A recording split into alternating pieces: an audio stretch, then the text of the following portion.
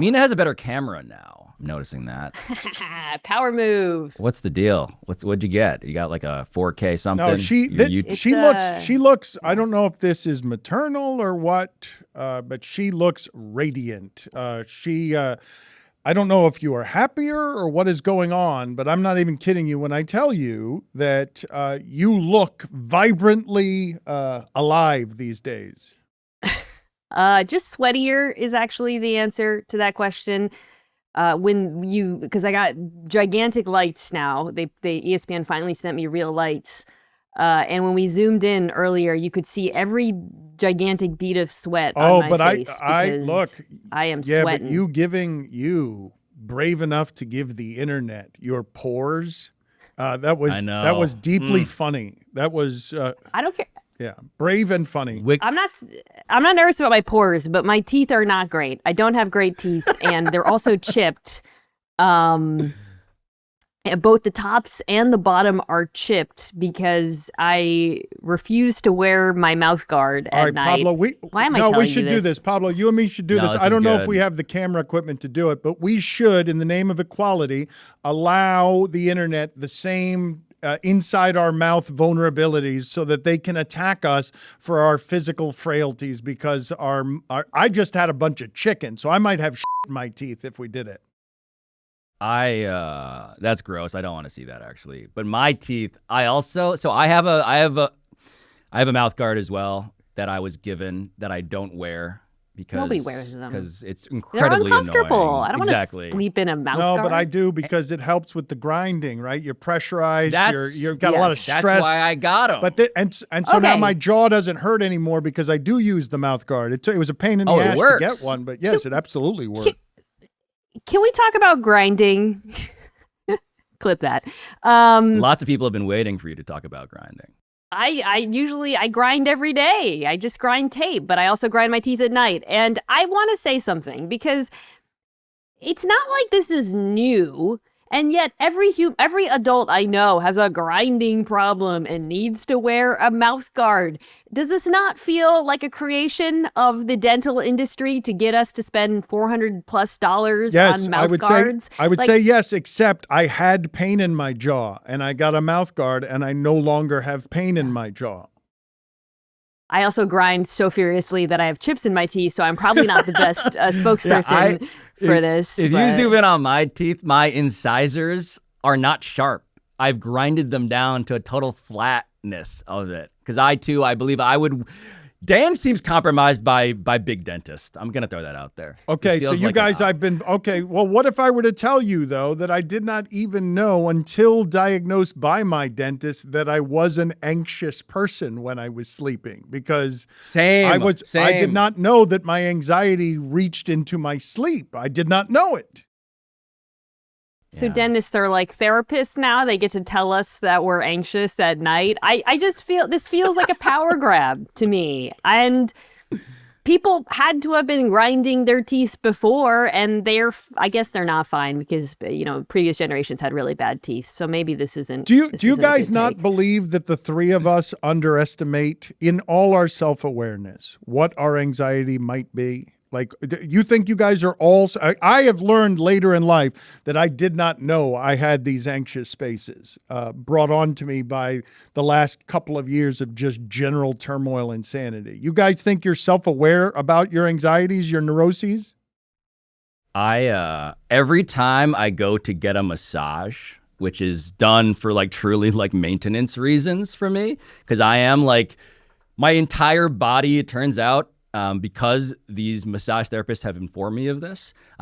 Turns out my entire body is constantly clenched. I am a fist that is balled up in a way that I only realized when, again, either the massage therapy industry is scamming me by telling me I need a lot more work done. Compromised by Big Masseuse. Compromised by Big Masseuse. This guy doing infomercials for I'm a stoner who looks casual and easygoing all the time, but I'm wrought with anxiety from my neck to my spine.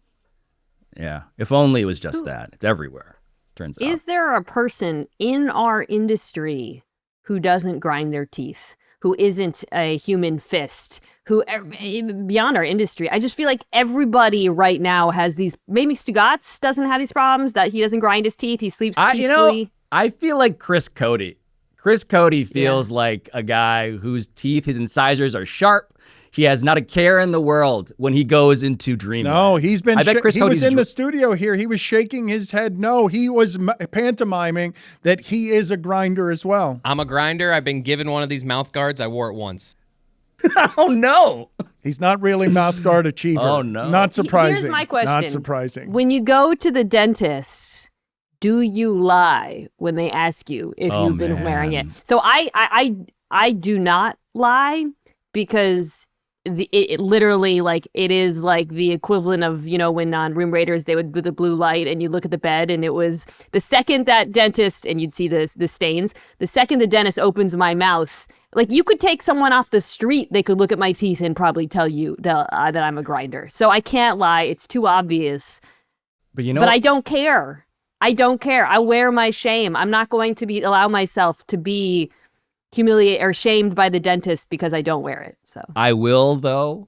I will not. I mean, it's hard to lie about whether my teeth are entirely flat now, because I am racked with an unknown anxiety I cannot articulate when I'm awake. But I do the thing where, like, before my dentist appointment, I'm going to brush my teeth more thoroughly. I'm going to floss as if I do this every day. Cheating. Active cheating. Well, I'm just trying to ace. I'm trying to ace. How much blood? I'm trying to ace the interview, and there's so much blood. Oh my god! It is like a f***ing murder scene. Really unpleasant. It is a murder scene the morning before a dentist appointment. Holy shit!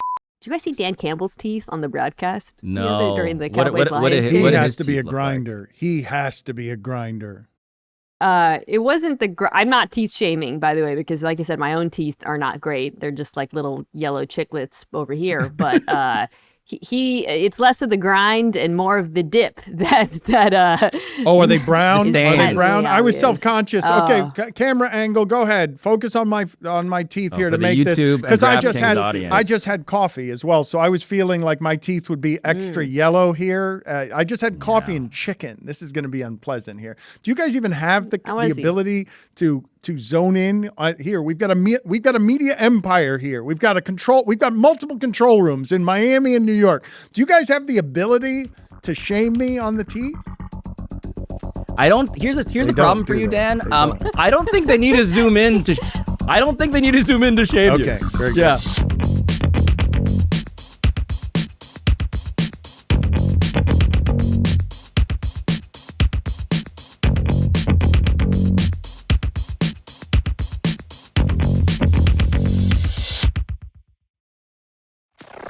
So Dan had just mentioned that he had drank some coffee, and some alongside his chicken, which is admittedly gross. I am also vibrating a little bit. I have become a person who drinks coffee, or at the very least, this is not an ad, but in the Meadowlark, New York office, there's a thing called Root Brew. I don't get paid to advertise this, perhaps because I will point out that it is something that makes me feel like I am on the strongest drug I've ever had. I wasn't a person. Okay, there are 45 grams of sugar. Jesus Christ. That's not healthy. That is not in any way healthy. If you're not, not good. You're drinking that much. This is a problem. You are not thinking about what you're consuming, and it's got tons of sugar, as we talk about teeth and not brushing your teeth enough. Not ideal. Not ideal. But I was thinking about this as I was, again, sort of just like vibrating intensely in my chair, because I was reading a story on Slate.com about, and this is a thing that lots of people are doing in January. They're giving stuff up. Dry January is a thing. And so this was a column by somebody who was both contemplating seriously the experiment of switching to decaf, because caffeine, of course, is a drug, scientifically speaking, and also getting rid of alcohol. And I should also note that the author of this story is Amanda Knox. So there's a lot going on here. Amanda Knox, who revealed and reminded me that it was her byline by pointing out very casually that 5 weeks into my study abroad program, I was wrongly accused of murdering my roommate, Meredith Kircher. And so she had to say goodbye to wine because she got arrested. So anyway, she's not guilty. She's now a free person in a That, relationship. by the way, is just a sentence in the middle of this article about giving up caffeine and alcohol. Yes, I was 5 weeks into my study abroad program. I was wrongly accused of murdering my roommate. That's something that's like, it's about 30 or 40 sentences in. Yeah. I wanted to do this before I knew it was Amanda Knox. And then I was like, oh, we're going to get Amanda Knox's reflections upon pregnancy and what she had to give up, because in pregnancy, of course, you give up all sorts of things. But Mina, alcohol, of course, is foremost among the list of things they tell you to give up. Which is its whole other thing. And there's a lot of debate over what you have to give up and the wisdom and the science around it. And boy, if you want to make people on the internet mad at you, talk about that. Yep. That actually, I would say, like, even more than, I don't know, whatever the thing that makes people, Aaron Rodgers right now, the thing that makes people the most mad, talking about the regulations or lack thereof, or the standards around pregnancy, that is the most, I think, that's the third rail, of the 30th of third rails. Yes. I just say that. Even to the point where, like, I guess this is relevant, me, when I was pregnant, in conversations I'd have with friends, I was shocked by the difference of opinions, the way people approach this, the nervousness about it. If you're a pregnant person and you're out to eat with friends, the tension at the table when it's time to order, the tension if you do order a glass of wine, the judgment, the silent judgment. Or the people saying, we're not judging you. I've also read the books by Emily Oster. It's fine. Anyways, that is a whole other Amanda thing. Knox did too. She interviewed Emily Oster. She cites this in the column. Hold on, but you guys are saying, forgive me, because I don't know exactly what this 30th of third rails is. Mina, are you suggesting that everyone at the table has very strong opinions about what a mother is supposed to consume to accurately take care of a fetus? Yeah, so I'll give the TLDR version, and I'm sure Pablo knows this very well from his own wife going through pregnancy.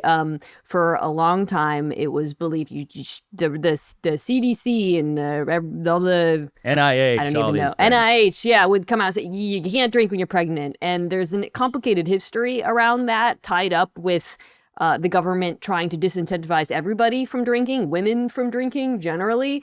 But around, I would say 2010 or so, the woman I mentioned, Emily Oster, and some other writers started looking into the research and saying, actually, it's not quite that conclusive. A lot of these studies are not actually comprehensive, because you don't do studies on, and the same is for weed as well, on like pregnant women who do consume a lot of cases. Now, and we know binge drinking is bad. Everybody agrees that. But there's a lot of debate over, can you have like a glass of wine a week? Right. As they do in Europe, right? I mean, that's part of the thing, too, is like in Europe, they drink a glass of wine. Pregnant mothers do. By the way, you're not supposed to eat raw fish. And yet, it seems in Japan, not the same level of concern. So everyone's sort of like running different forms of an inconsistent experiment. Exactly. And a lot of the studies that have been leaned on were not well done because of confounding factors. I am not here to incite debate about this. In fact, I'll speak to my own stance. I really mostly avoided drinking while I was pregnant. And I think this is probably a more relatable for you guys, or a good jumping off point. It was really hard. I was shocked by how much I missed alcohol during my pregnancy. And I was shocked that it just wasn't something I anticipated. I never thought of myself as somebody who was dependent on it. I was a social drinker since I was, like 16 or whatnot, more than social drinker in college and in my early 20s. But I found myself craving it in a way that I didn't expect. I don't know if either of you have gone periods without drinking or experienced that, but it was genuinely surprising to me how much I missed it. Is it a case of thinking that alcoholism is a dependency that looks a certain way versus something that could be by degrees where you're dependent on something and don't even know it? And the reason I asked the question is because I imagine, like a lot of people during the pandemic, I found myself Tequila is the only one that matches with my blood chemistry, where I'm not going to get too drunk, I'm not going to get too sick, but I can have a numbing involved with what my last 2 years have been, that a little bit of tequila just mindlessly can feel soothing, can feel deadening, right? Because especially since I've been in pain for the last 2 years, like emotional pain, deathbed studying stuff, you can have a drink without thinking of it. And isn't dependency by degrees where you wouldn't necessarily be self-aware that you were drinking too much or that you were even developing a dependency? Man. Yeah, look, the degree to which these things, which are classified as vices, and we can bring caffeine into this too, but our utilities, right? Like, of course, so the caveats apply here, right? Like moderation in all things. This is a general rule that I think is a useful just sort of disclaimer. But when it comes to like why we do these things, what it does for us, I don't know if Mina's sort of biological response or psychological response, I shouldn't presume what kind of response it was to not drinking, what she was missing. But I can speak to like caffeine, which gets lumped into this, of course, because NIH, again, I will cite them, as many mothers do. Caffeine is the most widely taken psychoactive stimulant globally. Right? And the reason why it is classified or it's felt differently is because it has a respectable purpose. I get to be better at work because of this. I am now alert and awake, and I'm talking to you guys, and I'm tracking a drug this with better conversation. marketing is what you're saying. A drug, big coffee. It's instead of nicotine or alcohol that have stigmas. Caffeine comes with no stigmas, but is a dependency or can be a dependency drug. Can be, but as in all of these conversations, right? There is a controversy over how dependent, how addictive the research. Well, the you'll get lobbying is headaches, real. right? If you stop drinking coffee, if people who drink coffee every day stop drinking coffee for a day or a week, they will get headaches. I get headaches, yeah, if I don't drink it. I mean, Pablo, you're right. The dependency is there, and we do paper over it or don't. It's not stigmatized because of the positive effects, but also because of the lack of negative effects. You don't. Yes. Drink a bunch of caffeine and then hit someone in your car. Like, obviously it's not dangerous in the same way.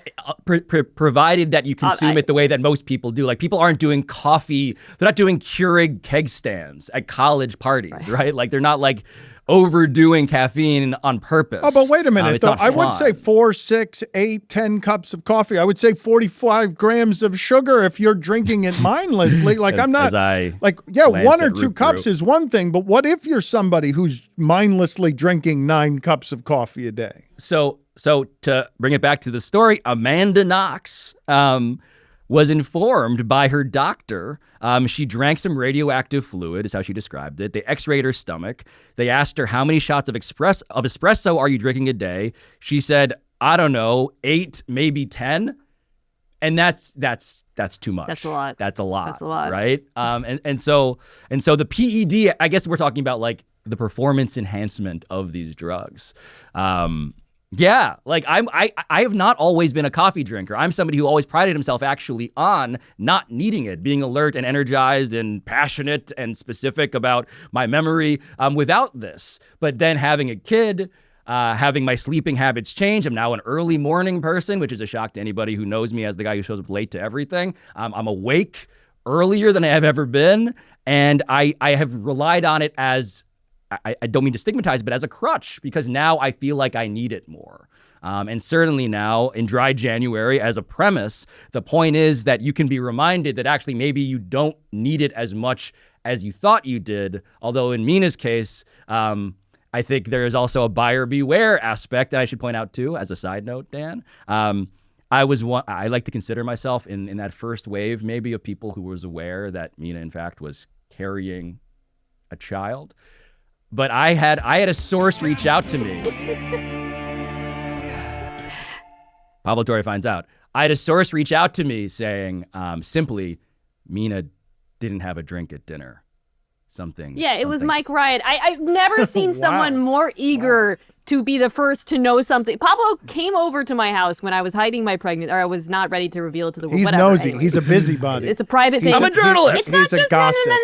no. This is not about him being nosy. It's about how he loves being the first on something, or just being I love reporting. He came to my house because we went to this event together. It was the Gold House Gala. And I swear to God, he looked like the veins were about to pop out of his head. He was just sitting there staring at me, so eager for me to just reveal it to him. And I gave in. I just told him because I could tell it was literally... He's the worst. I thought I was pretty slick. I thought I was pretty slick. He's the worst. It's funny because we were wearing, she was wearing a gown. I was wearing a black tie, like tuxedo. It was an event for the top 100 Asian Americans. Oh, for the love of God. How many? What are we doing? I'm just saying, you're surrounded by high-end Asians, Dan. Sorry, like, this is the company you built. He loves knowing stuff. I do. He just loves And I saw it immediately. I guess that's the entire premise of this podcast.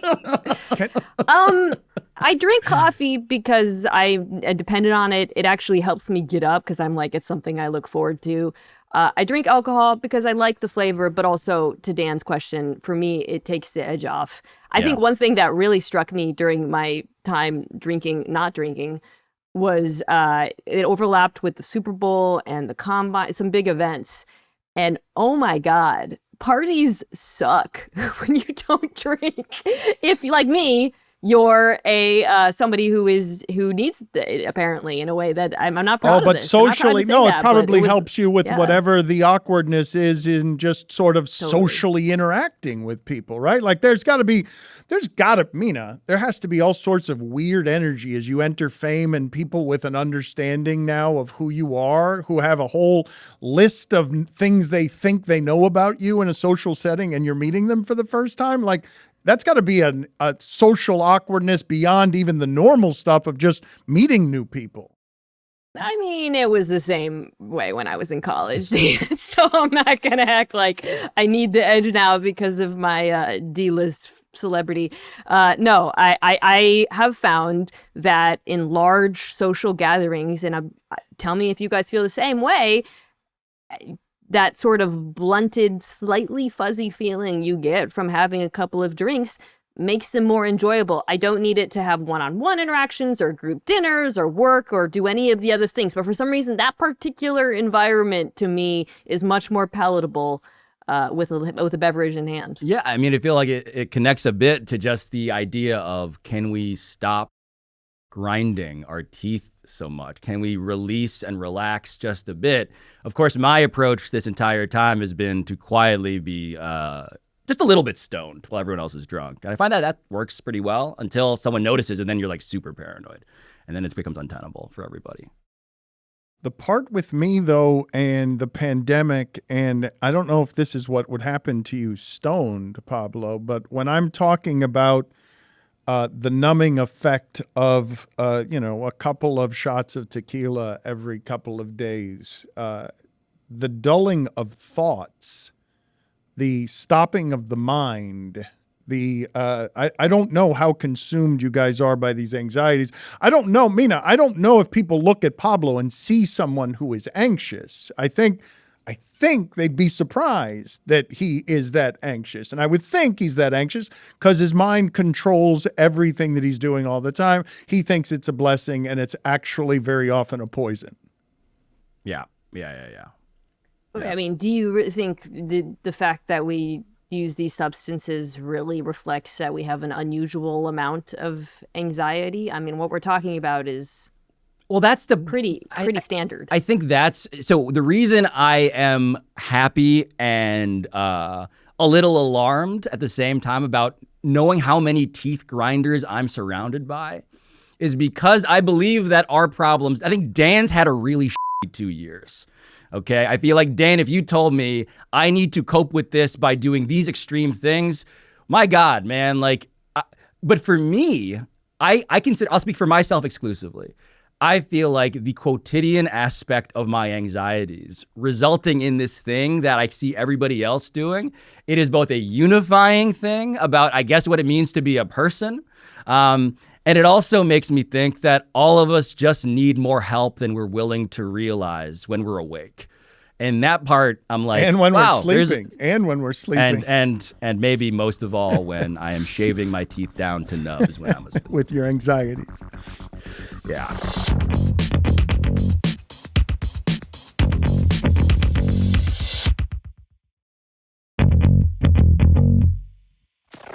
All right. So the article that I am bringing to the table is called "The People Who Brought You Travis Kelce." Ran the New York Times. It's by Zach Schoenbrum. It's a profile of the twin brothers that Kelce has known since he was at the University of Cincinnati, named Andre and Aaron Eanes, I imagine, E-A-N-E-S. And basically how they've been working with him over the last, well, since then, but especially the last few years, to make him really famous. Kelce is arguably at this point the most famous NFL player. Is that crazy to say? I think that's right. I think that's objectively metrically correct. They take pains to note that they did not plan his relationship with Taylor Swift, which, to quote a popular TikTok meme, really put him on the map. But the article's interesting. It gets into sort of how Kelce's aspirations and their own have contrived to kind of mainstream him beyond football. And I think this is interesting too, because, football players, we think of them as being really famous because of what we do for a living, but most of them are not recognizable on the street. They're in helmets, right? But Kelce is a person whose face I think America really knows now. They know him from obviously his success on the field. They know him from the relationship with Swift. They know him from the fact that he's in every commercial known to man, that he hosted SNL. And I think it's actually pretty unique. There aren't really many examples like this in recent NFL history. I think it runs, and they address this in the story, the risk of overexposure. Yep. I'd be curious to see how he, what his Q rating is right now relative to other points in his career. But undeniably, it's worked, Pablo. And, they are... in this article, taking credit for it. Yeah, no, it's staggering. And there's a lot here that I want to actually talk to Dan about too, because part of the reference point here are a couple of people that I think Dan has gotten to know unusually well, relative to us at least, because at one point in a trip to LA in this story in 2022, the two brothers, his managers, and Travis Kelce drive by this massive billboard of Dwayne "The Rock" Johnson. And Kelce goes, apparently, "Man, I don't think I'll ever be as famous as The Rock." And the twins apparently look at each other and they say in 2022, again, "Yes, you can." And so there is a bit of a, I would have called that delusion if you had asked me in 2022 about that possibility for the reasons Mina was alluding to. But I also think that part of the delusion of being the manager of an athlete now, somebody who knew him before he was big, before anybody else saw him as a stock to own, it reminds me of like how it is that Maverick Carter and Rich Paul got with LeBron James, Dan. Like these guys who are friends and not experts, who believe in the subject and the protagonist that is going to become the center, the gravitational center of their lives. Those guys were first to market with him. And it's really hard to tell.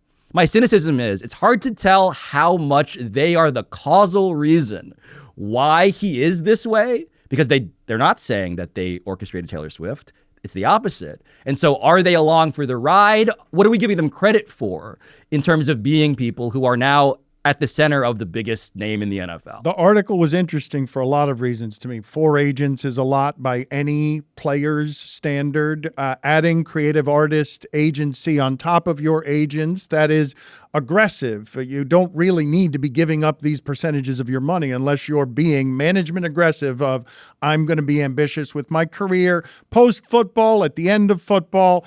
Travis Kelce went to Stugatz a long time ago trying to figure out the podcast game before. Which is insane. Yeah. That this is real. I've heard about this. This is real. Yes, this is real, but I would take you back because you mentioned Dwayne Johnson. I went to college with Dwayne Johnson. Dwayne Johnson was not a great football player, or not compared to the people who were ahead of him at defensive tackle. But he had learned from wrestling that around sports, you can have charisma and work ethic and turn it into something. And Travis Kelce, with the help of these people, has figured out a way to get into the space in football where they've got a hugely popular sport, but the only guys who get the marketing are the old white quarterbacks. So what can we do about that? Well, we can be aggressive about taking a tight end and making sure that we manage around his charisma because he wants to be famous outside of football. He tried a dating show and they hated it in the Kansas City organization. He was doing reality television, and so they just did it better and smarter. They took a guy who's got great talent, a champion in charisma, and they found the ingredients. You can say that this was orchestrated. It was by design. It was strategic. It was smart. They got Travis Kelce what agents are paid to get them, the things they want.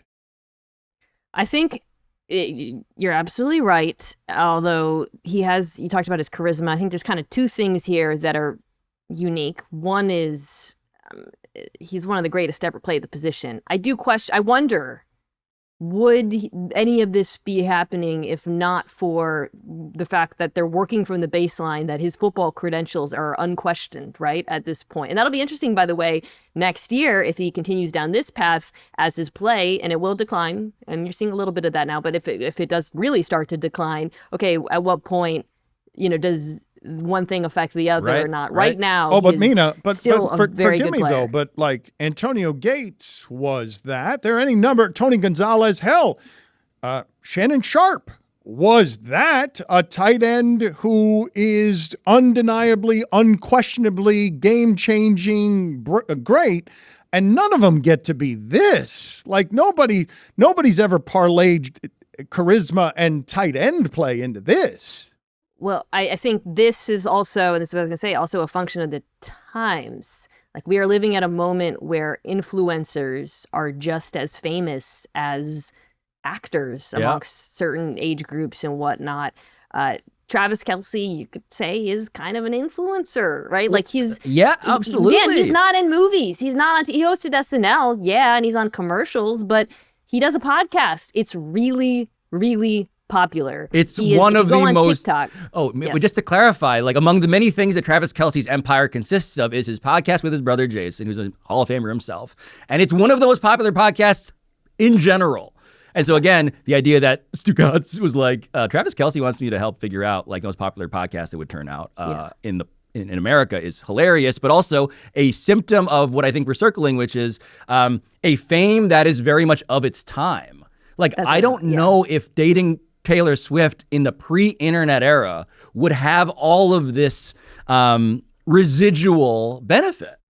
I am served by TikTok constantly videos about their relationship. I realize that's a Jason Whitlockian admission because it means I am also looking at those videos. I get that. They serve it to me. I eat it. They keep serving me more. Question mark. You're going to get targeted ads for tight ends. That's what you're going to get. But by the way, we are living also in a post-Gronk world. Like, I think it's funny to imagine Rob Gronkowski in this. Rob Gronkowski, I'm curious where you put him in this taxonomy of celebrity, of tight end, white guy, NFL, helmet on celebrity, because he seemed to have been the peak of it, and now he's been trumped very obviously. Yeah, I think that's where, Dan, it kind of gets interesting because everything you're saying about, he's just sort of like this neutral, pleasant, affable white guy who's really, really good at the position. They would seem to both fall into those categories. I think, though, there are a couple meaningful differences. One is the time that we're in. Two, like, I don't think Gronk is as charismatic as Travis Kelce, and I think like a Gronk podcast would not hit the same. Come on, frankly, guys, come on. I've watched many interviews with Gronk. I've seen him on television. Travis Kelce is better than him at those things. I think we don't have to diminish Gronk too much to point out the obvious. It is obvious, as Dan said. Kelce came on NFL Live at the draft 2 years ago. He was fantastic. He was. And this probably also, by the way, cuts into a little bit of what we're talking about. He was really nice to everyone. Yeah, people like him. No, I mean, he's really likable. So in terms of connecting him to The Rock and what makes him, so again, that's sort of the goal here, right? Like, can he be as big as The Rock? That was a prophecy. I mean, he is charismatic. Could he act? I can believe it. At the very least, I don't know, Dan, if you saw in Dwayne Johnson, this guy is a future blockbuster movie star. No, but in Travis Kelce, I'm impressed. You could not have seen that from college. But descending from professional wrestling and seeing the value of being able to Conor McGregor your way to infamy and fame and just talking your way into the game. You guys are right that I underestimate if I dismiss him as a fool, I underestimate the power of Gronk's likability. Not everyone can pull that off. There is What? There is value to that. The marketing and myth making machine can work with that.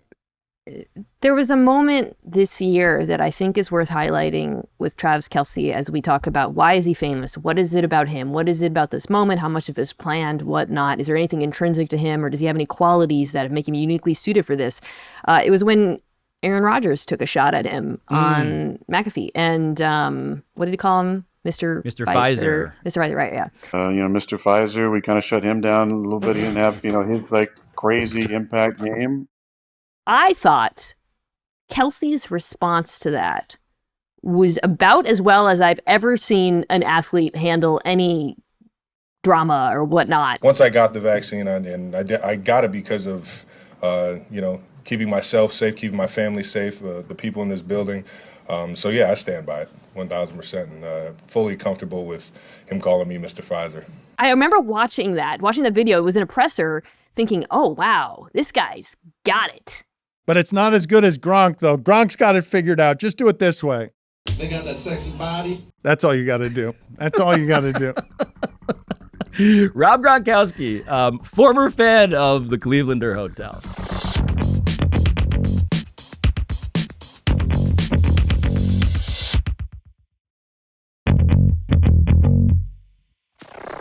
So I read this article in the New York Times. The headline is, and this will get people to read, they sold everything to go on a 3-year cruise. How it all unraveled. Excellent headline writing by the New York Times. And then I start to read the story because I can imagine in the dystopian last 3 years that there are a lot of people who have had thoughts about how do I get away from everything? How do I remove myself from the dark realities that surround us and create all this anxiety? So I've seen 9-month cruises, and now I see the 3-year cruise. And before I get started, because I don't know how Mina feels about cruises or Pablo, but neither one of you strike me as cruise people. The Cotes, though, are our resident cruise line experts. They love a buffet. Never been. I've never been on a cruise. They love. I should say that. Okay, well, I consider both of you hygienic people who don't want to be on a floating disease. Did you hear us talking about our teeth earlier? And now we don't. All the blood in my floating disease vessel covered with food at midnight and unlimited drink packages that have Greg Cote careening into you on day 2 because he's had 16 beers. But Chris Cote is a cruise aficionado. And what is, Mina, your cruise history? Because my brother, keep in mind, my brother was always going on cruises. My brother traveled the world, saw the world, sold art on cruise ships, very difficult profession, saw the world and thought it was the greatest. Like, massages. Yes. I'm in all the time. Things are taken care of. It's a floating hotel. I don't have to take my bags out. It seems like very comfortable, easy way to see the world. That's the argument I would make on its behalf. Chris Cote, can you do better than that? I mean, the cruise is the perfect place. I mean, the way I would sell it is by asking you, Mina, when you go on a vacation, just start listing some things you're looking for. What are you trying to get out of a vacation? The freedom to move around as I please in a country and not be restricted to a boat. Well, luckily for you, we have 6 stops on this cruise. So in the span of a week, you will see countless places, spending many hours in each place. Not that many hours. Maybe 7 hours. You got to be back on board by 5 You have to p.m. hurry. You have to hurry back, and they'll leave without you if you don't get back. But you get about 7 hours of a place. But what else could you be looking for? A little relaxation. Well, I could find you on deck 6 in the spa. And if not, maybe after that, we head up to deck 9 for a nice relaxing afternoon at the pool. Oh, you're hungry, Mina? What's that? You're in the mood for a nice meal? Well, on deck 5, we have fine dining. But if you're ready to gorge like the Cotes do, head up to deck 11, the Windjammer. My God, you'll eat like a queen. Bar food. The Windjammer feels like the consequence of Chris Cote eating the meal what's he that, just Mina? described. You want to have some fun? You want to get out and dance a little bit, let loose? Well, there's a dance club on deck 8. This is all an elevator away, things. Mina. This is all in New York. You need to get in 70 Ubers, a million, cabs and trains, and taking this train. No. Hop in the elevator. Hey, and guess what? In this elevator, it tells you what day It's it is. a new world. You look down at the floor. Oh, it's Tuesday. Tomorrow, it'll say Wednesday on here. It's a beautiful place, Mina. It's so dystopian what you're describing. Oh, what's that, Mina? You want to gamble a little bit? You feeling a little? No. You getting a little wild? Zero interest in gambling. Want to hit the blackjack table? Well, deck 4, it's waiting for you. And I got the best part. I haven't even said it yet. You said you like alcohol. There's a bar on every floor. Mina, it's a perfect place. It's heaven. And it's not sad at all. Now the bathroom is sad. Your All of them. stateroom bathroom. All of the bathrooms. All of the bathrooms Okay. are airplane bathrooms. All of them. I've been on one cruise. My family took my husband and I, my brother and his wife, on a cruise to Iceland and Greenland, which was really cool. But it was a little bit unique. It was like a National Geographic cruise. Were you going for the Northern so Lights? Were you trying to do some Aurora we saw Borealis? Northern Lights. Nice. Greenland was unbelievable, like Mars. It was I wanna do interesting, that. really interesting. So I think this was a bit of a unique cruise. Also, it was also like a bunch of like old professors. So like the clientele was a little bit different. A bunch of from, like, non-gronks. Yeah. I will say though, like, okay, so here's my stance, Dan. Old Mina, this is the worst. I didn't like the cruise or the concept of a cruise for the same reason that I don't like Vegas. I hate having my food, my enjoyment chewed up for me and then spat into my mouth. I like to make my own choices. I like to have freedom of movement. I like to pick out restaurants on my own. I don't want everything planned for me in the way that a cruise does for its patrons. I also get a little seasick. I'll throw that out there too. But you get to However, pick, Mina. You get to pick when you go to deck 8. Between, when like, you go to six deck 6. You crappy get to restaurants. choose it. Okay. And then, Chris, I said however. Are you in the mood for bingo? There's a 'Cause we got that on there's a However- roller coaster and a game room around here somewhere. You're really However- feeling frisky. And I'll quote Chris on this. I have a child.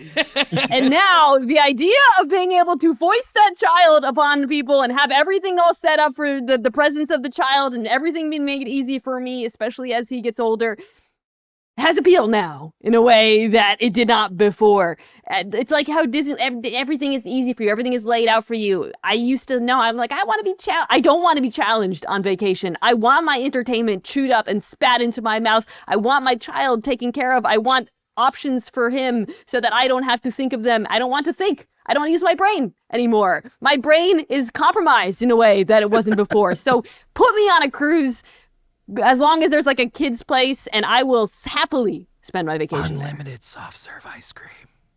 I'll take it.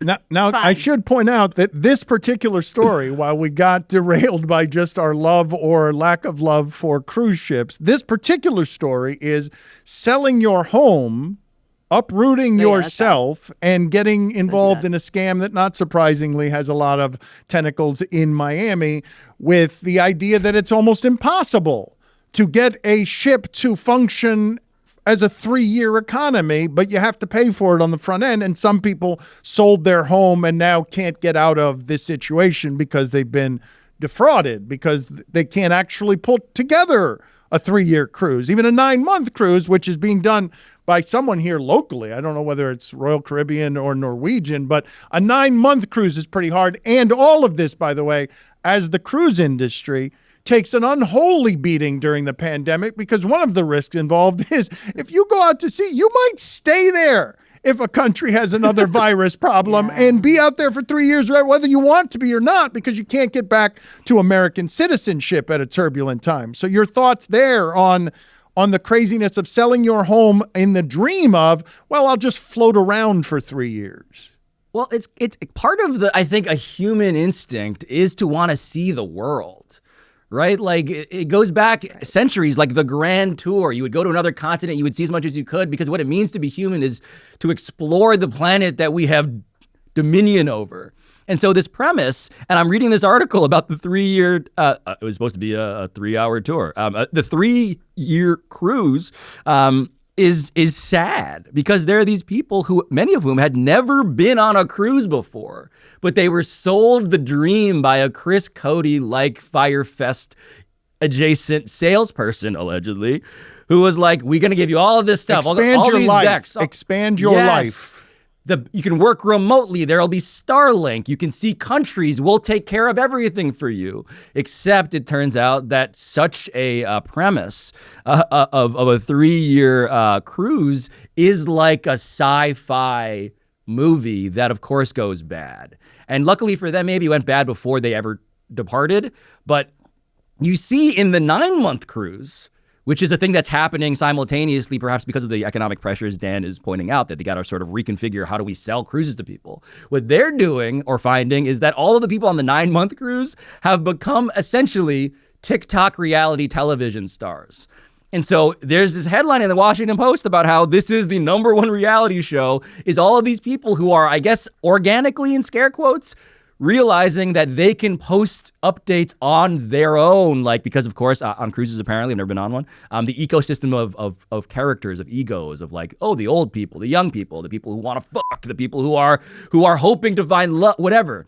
All of that shit's happening in a 9-month cruise. I don't like how you said that. I was made uncomfortable by how aggressive. None of us needed the voice, that. What like the deepening of the voice? You pelvic thrusted. It was uncomfortable. What are you doing? I had Rob Gronkowski. What are you doing? You were.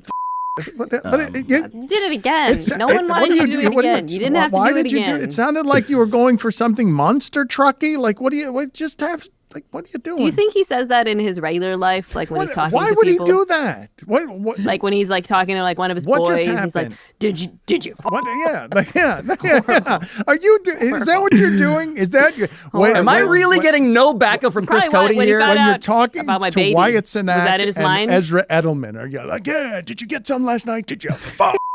Like, what are you doing? I invited Chris Cote to participate on this program, and the one time I need him as backup, he's completely silent on whether anyone would plausibly. He's the one who incited me. He was always producing. He's like, he said while you were talking, he said to me, "Why did he say it like that?"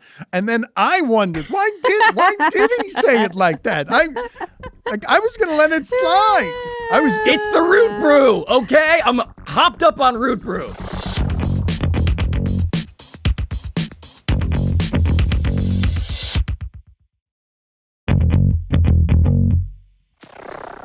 What did we learn? What did we find out today on Pablo Torre Finds Out? Dan? I need to get rid of some of the coffee I'm drinking during our show, I think, because I'm drinking too much coffee, and it might be affecting my sleep. And I wasn't even thinking about it. It's not because I have a couple of cups of coffee while we're doing the 3 hours of nonsense that we do a day. I'm probably drinking too much coffee because it's not just coffee. It's that Cuban coffee. And I'm thinking now I'm overstimulated. It might also be why I'm rambling on the show. Blaming the cafecito. It's not cafecito. It's cafezón. It's like a lot.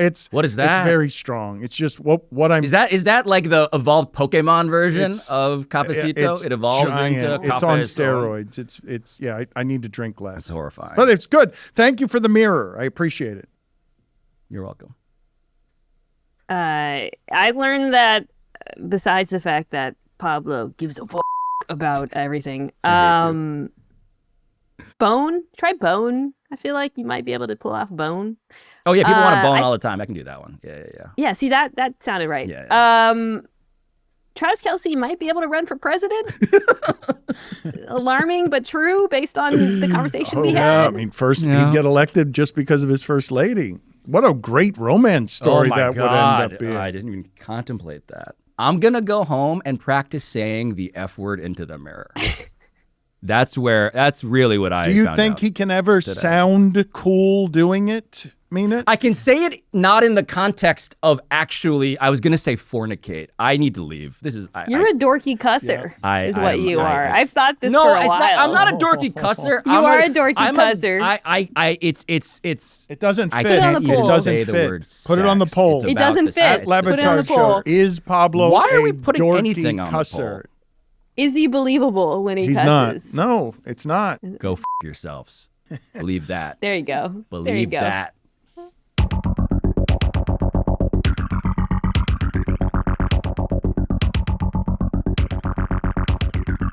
But I should probably also thank the people who helped me grind my teeth less than I used to.